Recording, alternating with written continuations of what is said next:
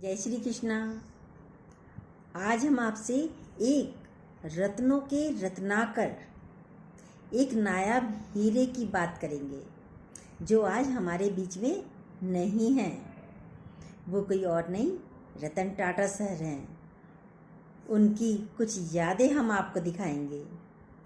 देखिए, ये है रतन टाटा सर। छोटे से लेके बड़े होने तक की इनकी सारी पिक्चर्स कितने सुंदर लगते हैं, कितने साधारणतः जीवन है इनका। देखिए, सारी पिक्चर्स इनकी लास्ट तक की, बड़े होने तक की ये सारी पिक्चर्स हैं इनकी। बिल्कुल सिंपल रहना। रतन टाटा सर कहते हैं, लोहे को कोई नष्ट नहीं कर सकता, लेकिन उसका अपना जंग उसे नष्ट कर सकता है। इसी तरह कोई भी किसी व्यक्ति को नष्ट नहीं कर सकता, लेकिन उसकी अपनी मानसिकता ही उसे नष्ट कर सकती है। यह है सर जो अपनी बर्थडे पे केक काट रहे हैं। इस तरीके से वे अपनी बर्थडे मनाते थे। बिजनेस कोहिनूर रतन टाटा। हर घर में किचन में कैसे पहुंचा नमक? टाटा नमक। रतन टाटा ने इस तरह रखा भारतीयों के स्वास्थ्य का ख्याल।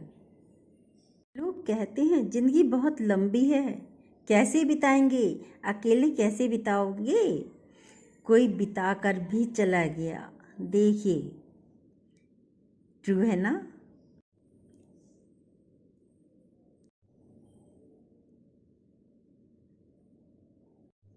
3800 करोड़ के मालिक का आखिरी संदेश।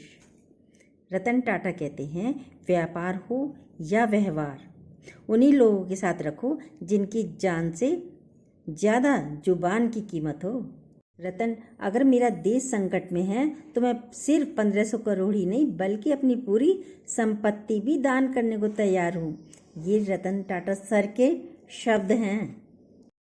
घर, जहाँ रतन टाटा का करोड़ों का घर, अब वह कभी उसमें वापस नहीं लौटेंगे।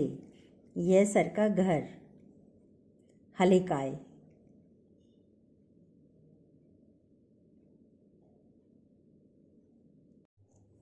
ताज होटल का निर्माण 1903 में हुआ था और इसकी लागत उस समय लगभग 4 करोड़ 21 लाख रुपए थी। ये भारत का पहला 5 सितारा होटल था। ताज होटल की वास्तविकता मुगल और इतालवी शैली का एक अद्भुत मिश्रण है। दुनिया की एक ऐसी कंपनी जिसका स्टील हावड़ा ब्रिज में, यहाँ तक कि लंदन आई और दुबई के बुर्ज खलीफा में भी उपयोग हुआ है। बड़ी रौनक होगी आज भगवान के दरबार में। जहाँ जाएंगे उस जगह कोई स्वर्ग बना देंगे सर जो है। बड़ी रौनक होगी आज भगवान के दरबार में। एक फरिश्ता पहुँचा है जमीन से आसमान में।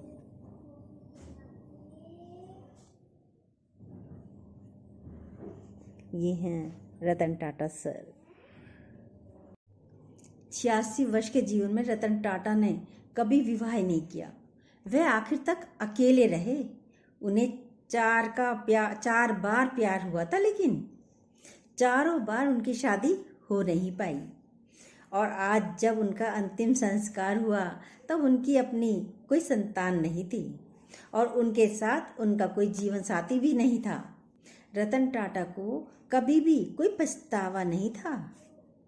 सोचिए, उन्हें जीवन साथी नहीं मिला, उनके जीवन में कोई संतान सुख के बिना रहे, लेकिन अधूरे नहीं थे, जिंदा दिल थे। लेकिन वह कभी भी इनकी वजह से निराश नहीं हुए। इसलिए हम कह रहे हैं कि रतन टाटा होना आसान नहीं है। और रतन टाटा जी के बारे में और सुनिए। रतन टाटा ने एक बार खुद बताया था कि उस जमाने में उनकी दादी के पास एक रोल्स रॉयस कार हुआ करती थी और ये कार उन्हें हर रोज स्कूल से घर लाने के लिए स्कूल जाती थी। लेकिन उस समय रतन टाटा कोई ना कोई बहाना बनाकर उस महंगी और शानदार कार से घर जाने की बजाय बाकी बच्चों की तरह पैदल अपने घर आते थे और उन्हें इस कार में बैठने में बड़ी शर्म आती थी। आखिर उन्हें सादगी पसंद थी, क्योंकि उन्हें सादगी पसंद थी और उन्हें लगता था कि अगर वो इतनी महंगी गाड़ी में बैठकर स्कूल से निकलेंगे तो लोग उन्हें देखेंगे और न जाने उनके बारे में क्या सोचेंगे, और बाद में यही सादगी उनकी पहचान हो गई। रतन टाटा एक ताज में जब गोलियां चली थीं तब का एक इंटरव्यू है। रतन टाटा एक इंटरव्यू में बता रहे थे कि उस दिन मुझे एक कॉल आया, मुझे बताया कि ताज में गोलियों की आवाज़ आ रही है, तो मैंने ताज में कॉल किया लेकिन किसी ने रिप्लाई नहीं किया। उस दिन मैं आधा घर पर और आधा ताज में था और टीवी पर अपनी आंखों के सामने सब देख रहा था। यहाँ रतन टाटा का वो रूप देखने को मिला जिसने उनका कद भारतीय दिमाग में और बड़ा कर दिया। भारत के सर्वश्रेष्ठ उद्योगपति श्री रतन टाटा जी के 5 ऐसे सच जो आपको चौंका देंगे। नंबर 1, साधारण जीवन शैली। रतन टाटा जी एक अरबपति थे, फिर भी साधारण जीवन जीते थे। उनके पास कोई प्राइवेट जेट नहीं था और वे मुंबई में एक साधारण 2 BHK अपार्टमेंट में रहते थे। दूसरा, शादी का फैसला। रतन टाटा जी ने 4 बार शादी का विचार किया, लेकिन हर बार कुछ व्यक्तिगत या पारिवारिक कारणों से शादी नहीं कर पाए। उनका मानना था कि उनकी जिम्मेदारियां और परिस्थितियां इसके लिए उचित नहीं है। तीसरा, कोविड-19 में उन्होंने राहत दी। कैसे करा, सुनिए। रतन टाटा जी ने कोविड-19 महामारी के दौरान 1500 करोड़ रुपए का दान दिया। इनमें से 500 करोड़ रुपए कोविड-19 राहत प्रयासों के लिए दिए गए और 1000 करोड़ रुपए अन्य संबंधित स्वास्थ्य और उस विकास परियोजनाओं के लिए दिए गए। स्वदेशी कार का सपना रतन टाटा जी का सबसे बड़ा सपना था। नंबर 4, रतन टाटा जी का सबसे बड़ा सपना था भारत में एक स्वदेशी कार बनाई जाए जो पूरी तरह से भारतीय हो। इस सपने के तहत उन्होंने टाटा इंडिका को लॉन्च किया, जो भारत की पहली पूरी तरह से स्वदेशी कार थी, और उसके बाद में नैनो भी कार उन्होंने लॉन्च की थी। देशवासियों के लिए जिसके पास ज़्यादा रुपया ना हो वो उसको लेके कार वाला बन सकता है।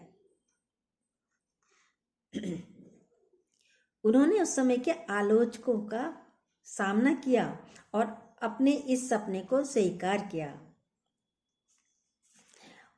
नंबर 5, उनका मानना था कि मैं सही फैसले लेने में विश्वास नहीं करता, मैं फैसला लेकर उन्हें सही बनाता हूं। ये थे शब्द उनके। मैं फैसला लेकर उन्हें सही बनाता हूं। और वो कहते थे जिन्हें आप मदद नहीं कर सकते उन्हें हानि भी नहीं पहुंचानी चाहिए।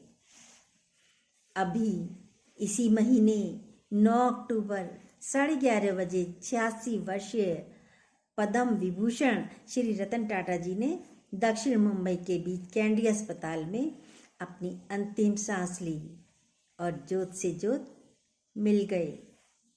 ये थे रतन टाटा सर, जो अपने लिए नहीं देश के लिए जिए। सब कुछ देश के लिए ही किया उन्होंने, अपने लिए किसके लिए करते, ये भी नहीं अपने लिए। ये थे हमारे देश के एक रतन, एक नायाब हीरा, जिनकी दी हुई शिक्षाओं से, रहनी से हम सभी देशवासियों को लाभ उठाना चाहिए और उनके जैसे वो चलते थे, रहते थे, ऐसे चलना चाहिए। रतन टाटा को हमारा शत शत नमन। आपको ये वीडियो हमारी अच्छी लगी हो तो प्लीज़ जो न्यू हो सब्सक्राइब कीजिएगा, जो बेल आती है उसको दोबारा से दबाइएगा। जय श्री कृष्णा।